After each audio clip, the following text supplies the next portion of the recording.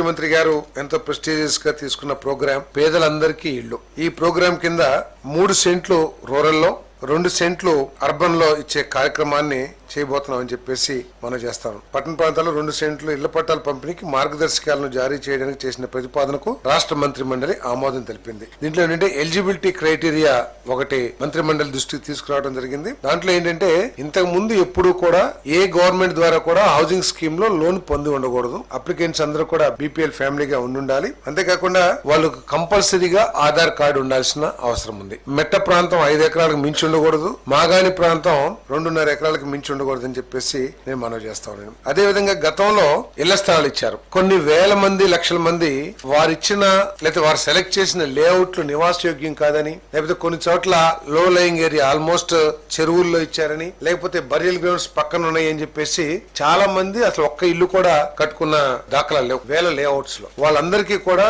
ఇంత ముందు ఇచ్చిన ఎలకేషన్ రద్దు చేసి వారికి మళ్ళీ తిరిగి అర్బన్ లో అయితే 2 సెంట్లు, రూరల్ అయితే 3 సెంట్లు. ఎందుకంటే కొంతమందికి నివాసం చోటున్నారు, ఎక్కడో 30-40 కిలోమీటర్ల దూరంలో ఇచ్చారు. సో అటువంటి వాళ్ళందరూ కూడా అక్కడికి వెళ్లి మేము ఇల్లు కట్టుకోలేమని ఏదైతే చెప్పారో అటువంటి వాళ్ళందరికీ కూడా 2 సెంట్లు అర్బన్, 3 సెంట్లు రూరల్ లో ఇవ్వబడుతుందని చెప్పేసి మనం చేస్తాం. అదే విధంగా కొన్ని లేఅవుట్స్ లో ఇల్లు చాలా మంది కట్టారు, కానీ ర్యాండమ్ గా అక్కడక్కడ కొంతమంది ఇల్లు కట్ల, అవన్నీ ఖాళీగా ఉండిపోయినాయి. వాటి మూలంగా దోమలు కానివ్వండి, లేకపోతే డ్రైనేజ్ వాటర్ కానివ్వండి, అవన్నీ నిలబడటం, పక్క ఇళ్ల వాళ్ళకి ఇబ్బందికరంగా ఉండటం, ఆ ల్యాండ్ ఓనర్స్ కి ఏమో ఇంట్రెస్ట్ లేకపోవడం అక్కడ కట్టడానికి, రకరకాల కారణాల మూలంగా అవన్నీ ఉన్నాయి. కాబట్టి ఆ అలాట్మెంట్ క్యాన్సిల్ చేసి మళ్ళీ ఎవరైతే ఇల్లు కట్టుకోవడానికి సుముఖంగా ఉన్నారో వాళ్ళకి తిరిగి అలాట్ చేయబడుతుందని చెప్పేసి కూడా నేను ఈ సందర్భంగా తెలియజేస్తా ఉన్నాను.